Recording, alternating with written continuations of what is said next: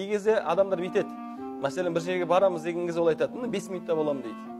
Бірақ ол өз сенімді, ол 5 минутта болмайды ол жерде. Сен қарайсың, қазір сағат неш болды?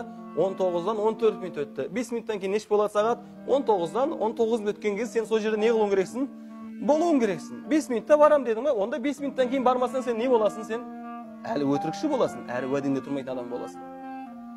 Сонымен бірге, анау сол сенің айтқан сөзіңе сеніп 19-дан 19 минут өткен кезде келіп тұрған адам, ар жақ қарай сені қанша уақыт күтсе, сен соның қаққысына кірген боласың. Ол біраз жұмысын істейтін еді сен сияқты.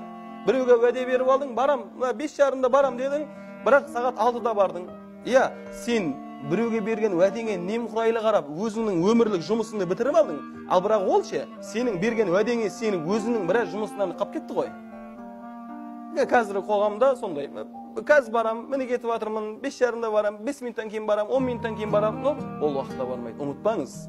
О ағайындар, мына ауыздан шыққан әрбір сөзден қиметті есеп болады. Мына ауыздан шыққан әрбір сөзден қиметті есеп болады.